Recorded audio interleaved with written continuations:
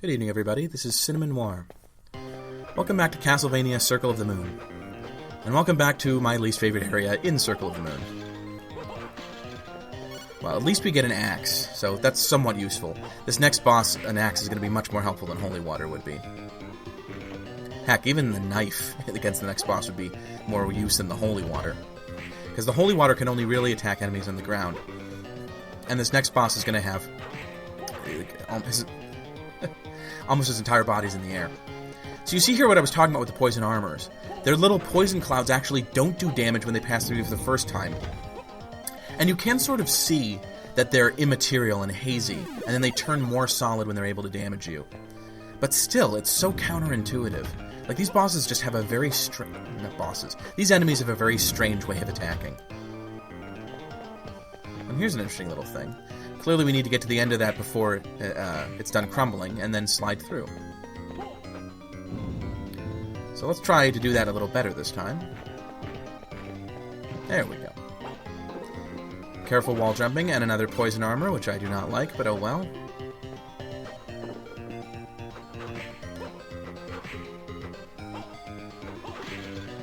The thing about that poison cloud is that it actually moves faster than you'd think. So, I get absolutely nothing for my feat of agility, because there's a box there, an impenetrable wooden box. You might actually have noticed, if you're paying close attention to the map, that we are now in the room that I entered from the other side, when I was originally trying to enter the underground gallery. So you would have noticed more than me if you noticed that. Just getting beat up by mushrooms here. Kind of the perfect cherry on top to this obnoxious level.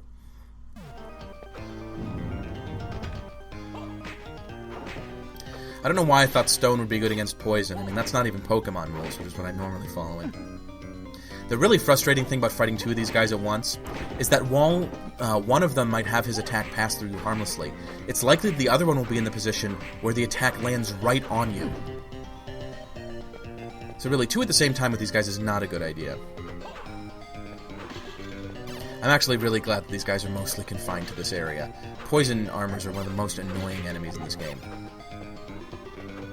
The whole idea of combining the concept of a slow-moving, like, knight enemy with a lot of attack power and defense with an enemy that poisons you is just, it's a diabolical concept. This is really Koji Igarashi's sadism on full display, I'd say. I'm sorry, Kojiro. I'm sorry.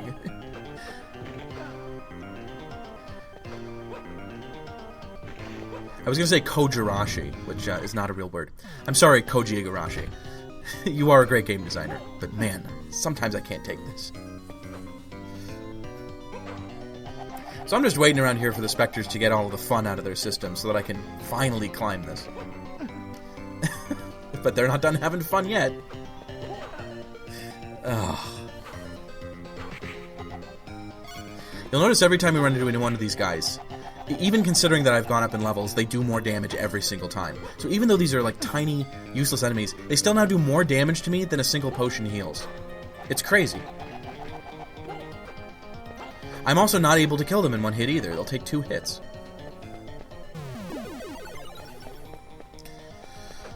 Let's finally end this and get to the boss.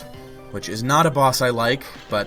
you know, I have to say, all things considered, it is more fun fighting this boss than it is going through the rest of this level. So in that sense, I suppose there's some advantage to it. So I decided to go here with the defense boost. Probably sensible, because this boss hits pretty hard. Or should I say bosses? Because this is, in fact, 2 bosses. And once I hit them, we'll see what they're called. Yeah, the Dragon Zombie. Should be called Dragon Zombies, really. These guys are awful. So, the only vulnerable part in them is the head. And their heads move around very erratically. Which, of course, not only means, since their heads cause damage and spit out lots of, breath attacks, it not only means they can hit you out of nowhere, and it's almost, I shouldn't say almost impossible, very difficult to predict, where their head is going to be at any given time. But also, there's all these platforms in this room. But you'll notice, basically, only 2 of them are any good. Being on the floor so you can hit them from below with a sub-weapon like the axe, or being on this one particular platform so that you can hit them with your whip. All of the other platforms are basically just an area where you can get hit by them and you can't hit them back. They're actually remarkably close to the ground considering how tall this room is. So you're encouraged to just either stay on the floor or on that one platform. Why are these other platforms here? It doesn't make much sense. The other thing that I find really irritating is that their necks can damage you, but cannot be damaged by you. Which to me is just kind of unfair, like that's very cheap. When you combine that with how erratically they move, the fact is, when their head is moving erratically, that is the same thing as their neck's moving erratically, and the neck can just hit you for so much damage. You'll be trying to avoid their breath attacks by, going back and forth, but that will cause you to be smacked by the neck as their head swings around again. It's actually kind of bizarre how fast they can move their heads, given that these are giant, slow-looking enemies. But really, the hardest thing with these guys is just being able to hit them. They move their heads out of attack range so much.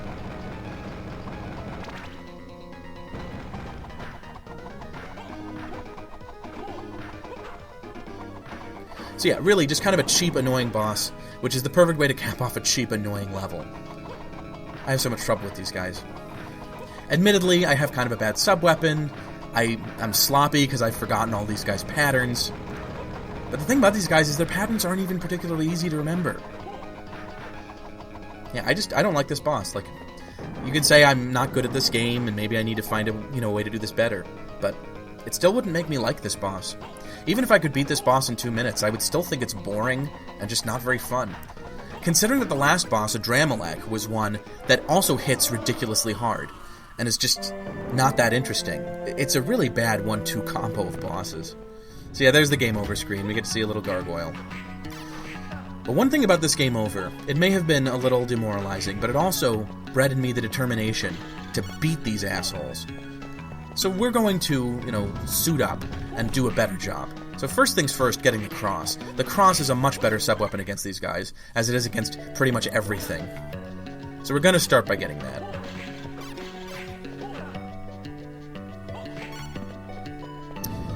And we're also going to look for a few more healing items. I realize I said earlier that healing items are totally useless, but to me at this point it's almost like a moral thing. It's the principle of the thing. I need to have some healing so that when I fight that boss, I will feel like getting hit is not the end of the world, And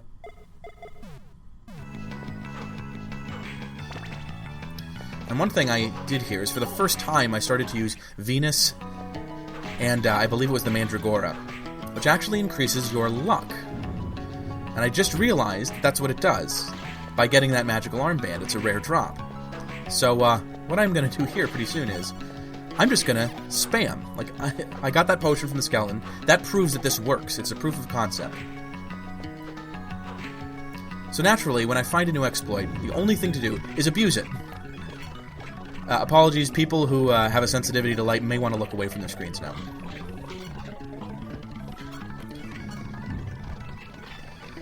But yeah, I just went kind of crazy. Like, getting beaten by that boss did make me go a little deranged. And I just decided I was going to spam these skeletons until I got potions. Like, one potion was fine, but I want 2. This game has put me through enough crap. I deserve 2 potions. And once I get 2 potions, I'll stop. I'll stop with the ridiculous Benny Hill running around at 4 times speed.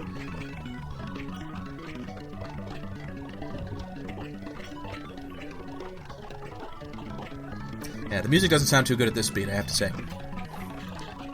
It's definitely not showing the game off to its best advantage. I kind of assumed, going back into that other room, by the way, that I could kind of reset the area by fighting other enemies rather than just the skeletons over and over again. And it did net me another potion, so, probably a good thing. So now I have a bit of an arsenal that I can use to fight the enemy. I've got crosses, which are useful. I have got about 70 to 80 HP worth of healing items. I went up another level by, attacking other enemies. I think I am in a much better position. I also now have, 1 heart restore. I have 2 mind restores, so I can keep that defense on for quite a while. Let's do this. Let's knock the zombie dragon's teeth out, if erosion hasn't done that already. Okay, so getting off to a good start by getting hit immediately. But yeah, even though I am actually playing kind of poorly here, you'll notice already the cross is giving me a much better chance of success. I was hitting these guys with maybe half of the axes that I was throwing. With these crosses, I'm doing more damage every time I throw. And the other thing about the crosses is that it doesn't force me to be on the floor, which is beneficial because it means I can maneuver better. You would think on the floor it'd be harder for them to hit you with their heads, but actually they can move their heads anywhere they damn want to move their heads. So it doesn't do you much good to be on the floor. Having a sub-weapon where you can attack them on the same level as their heads normally are is actually a great benefit.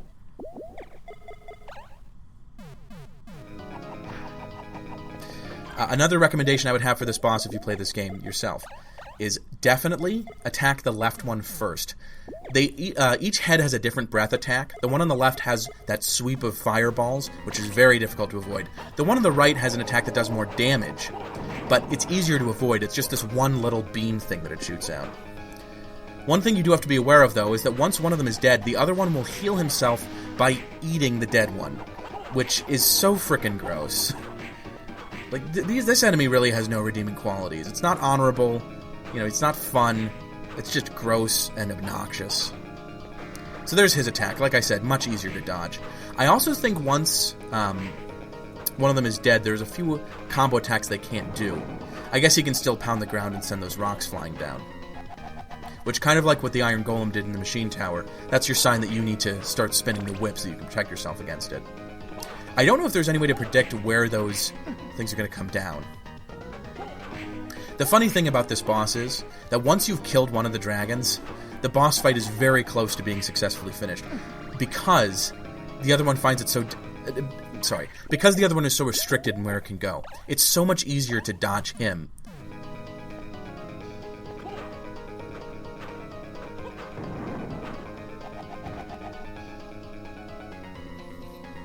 On the other hand, he will still just pull his head away, so that ridiculously, it's almost impossible for you to hit him. The fact that these bosses can do this, that they can do things like what the Necromancer does by going outside of the level, or just these guys going to where there are no platforms to attack them, it's just cheap. There's nothing fun about it.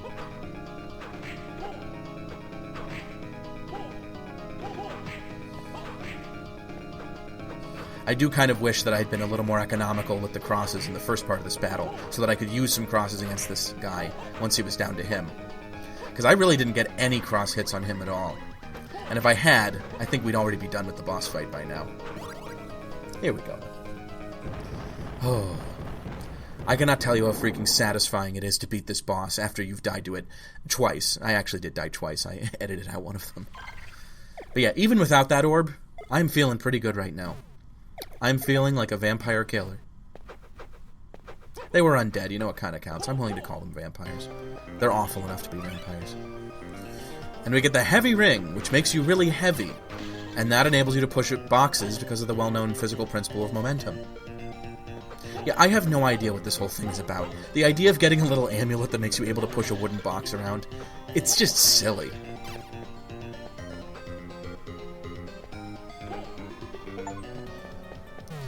But now we can finally go out of the exit of this place and get a few more upgrades. Actually, there's quite a few upgrades you can get with the box pushing.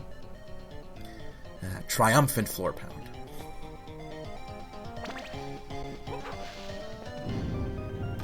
Then I try out some new moves against the poison armors. Really doesn't do much good at all. The thing about this fireball is that you can't hit the enemy with it and your whip at the same time.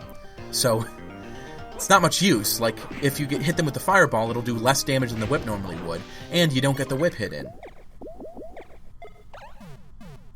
So not much point in that. Not a big fan of Jupiter and Golem.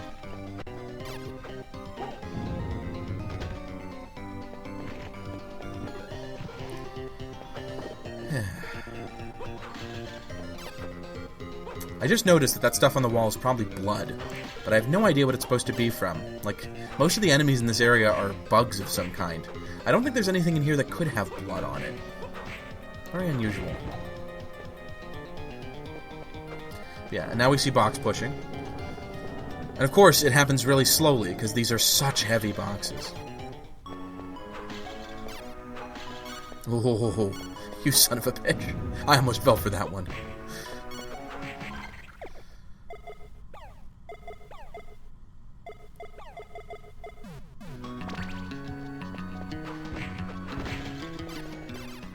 So I'm finally starting to realize the benefits of using the Venus and Salamander combo. I'll be using that for a lot of the rest of the game. But we have some unfinished business here, unfortunately. We're not able to leave the underground gallery behind quite yet, because there were these first 2 rooms where we had upgrades that we could only get to if we had the magical box pushing ability, and now we have it. So the box is our oyster. And of course there's a poison armor in here. The game has to temper my sense of triumph. And again, my instincts really mess with me here. Like, I was running away from that guy because you often should run away from an enemy that's attacking you. But in the case of these guys, being close to them actually is what protects you. You have to be at exactly the right distance. At least having finally learned how to use the Salamander Venus ability, and having some more hearts so I can use crosses against them. These guys go down a lot quicker.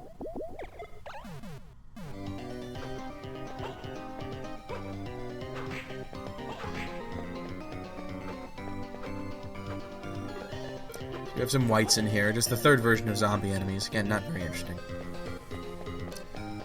We're going to be moving on here pretty soon.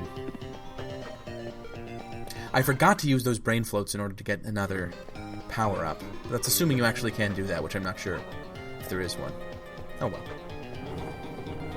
So here's the other room.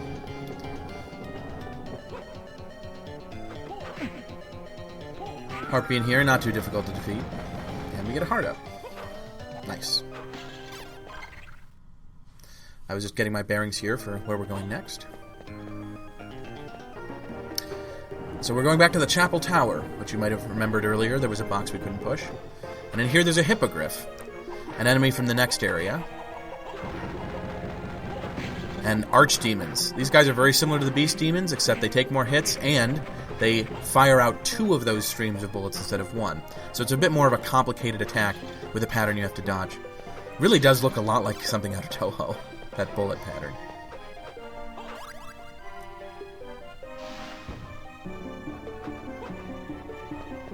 So yes, but this is not the only thing. This is not the only business we have in the Chapel Tower. You might have remembered there was a box pushing obstacle at the very top of the tower, so we'll be going back up.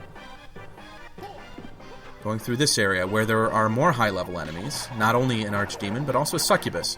Basically a harder version of the harpy. They even have similar attacks, as well as maneuvering around in a similar way. I like the design of these guys. They're pretty creepy looking. And it's sort of a reminder, you know, at the higher levels that, you know, this is a vampire's castle, so you have kind of vampiric-looking enemies. They're certainly a bit more interestingly designed than succubus enemies from later games, which just look like sexy women. So another thing we can do here is that we actually could have done this while we were getting the other stuff with the cockatrice ability earlier. But we can now go in here and use our stone whip to get this power up. Using the sword. I would not think that it would be very fun to stand on top of a petrified sword's point. But what do I know? I'm not a vampire hunter. I'm just some guy.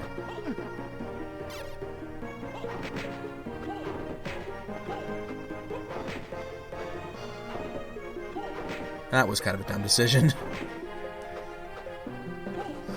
Yeah, always make sure you freeze those guys in a useful position.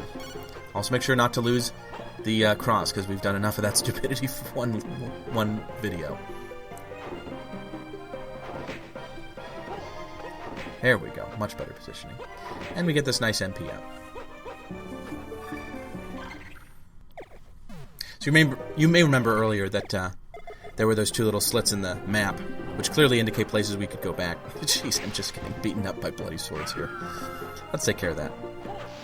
So I earlier had thought that this was kind of like in the catacombs, where you could slide down one of them and then come out the other end. But actually we have to push the box here.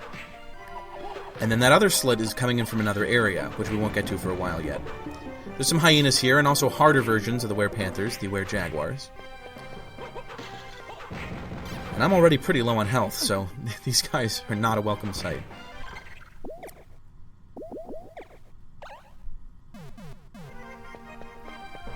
This is another one of those long hallway rooms, just a bunch of enemies. It can be pretty intimidating. And here, I run into the stronger version of the werebear. So, is everybody hungry? Because I think it's chicken time. I run away, yet again. Yeah, we'll be getting to this place later, but for now I think we need to make some progress in the actual, like, mandatory part of the game. So let's go to actually the only place where pushing a box will get us to where we want to go. This next area, it's one of the strangest, actually, and most, like, different places in the whole game.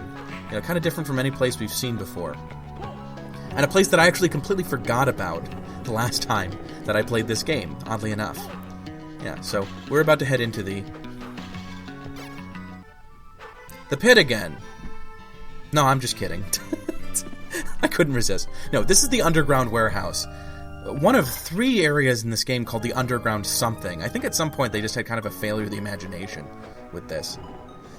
Now, we are going to get to that, but first there's actually a few more upgrades I want to get that are in the underground areas.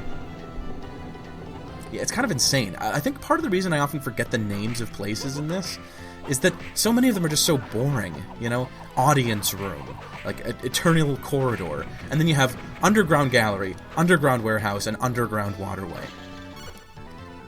Like, I get that they wanted to spend a lot of the time working on the enemy design and stuff like that, but you could have spent a little more time thinking about the names. So let's go back to the underground warehouse. Which, another thing about this is kind of an interesting area from the perspective of gameplay, but in terms of the name and concept, like, a warehouse? That's about as boring as you could possibly get. It's like that one area from Aria of Sorrow that's basically just like a basement. I don't know, I feel like maybe you could make that interesting, but this game doesn't do a fantastic job. These hippogriffs, by the way, can be kind of difficult enemies. You know, we haven't seen a really upgraded version of an enemy like them recently, and they fly around a little bit erratically, and they have this attack where they send out those whirlwinds, which is a lot harder to dodge than the harpies sending out the feathers, which they're kind of like harpies, but a little more difficult. We have more killer moths. Oh joy. Nothing I love more than that. And this bizarre section, which I would not even call a puzzle, like, unless there's some objective you can get to by pushing these boxes in a different way, to me, this is just a box-pushing obstacle. It doesn't even make a lot of sense, actually, because we already needed to push a box to get in here. It's not like it needed to test our ability to push boxes. I go back here, actually, because I realized that there was a side room. Since this room is progress, I realized that the other one was actually the one with the upgrade in it. So I risk life and limb to go get it, because upgrades are very important in this game. You may have noticed earlier in that underground section we had the fox hunters, which was sort of a foretaste of this area, where there's lots of them. Just stronger versions of the fox archers. It's kind of funny how we go from the fox archers to the hyenas, which are like an iteration on them in both senses, to the fox hunters, which are literally just recolors of the fox archers. You'd think they could have gotten more creative, right? Like, how about a tiger holding a machine gun? You know? How about an elephant with a Mauser rifle? I don't know. What I'm saying is, Koji Igarashi needs to go back in time and make this game better. Just to please me. That's how important I am. So, moving on. One thing I do like about this area is it's very puzzle-oriented. That's what I was talking about earlier when I said it was different. There's a lot of box-pushing puzzles. But one nice thing about it is the boxes do stay in their position as long as you're in this area. I believe they only reset when you leave, like the entire area, and then come back. Either that or there's some other way to reset them that I don't know about, but I think you must have to be able to reset them sometimes, because you can screw yourself out of puzzle solutions by pushing them in the wrong way. In Harmony of Dissonance, I remember, there were some box-pushing areas where you just had to leave the room in order to reset them. But that also could be kind of annoying, because it meant, you know, if you did leave the room, you'd have to redo the box puzzle all over again.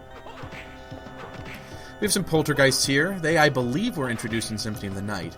They may have been in some earlier games, but I always liked the poltergeists. The only annoying thing about them in this game is that they can send out all those chairs at you, and they can fling them for a surprisingly long distance, which can be a little confusing. We also have more thunder armors in here, which are actually what make this room really annoying. Like, the poltergeists are kind of fun to fight, but while you're fighting them, you'll have to deal with the lightning orbs sent up by the thunder armors at the same time. That's what makes it frustrating. If it was just the poltergeists, this would be a really fun room. As it is, I'm not a big fan of it. But for now, our travails are finally over. and I will see you guys next time. Good evening, everybody.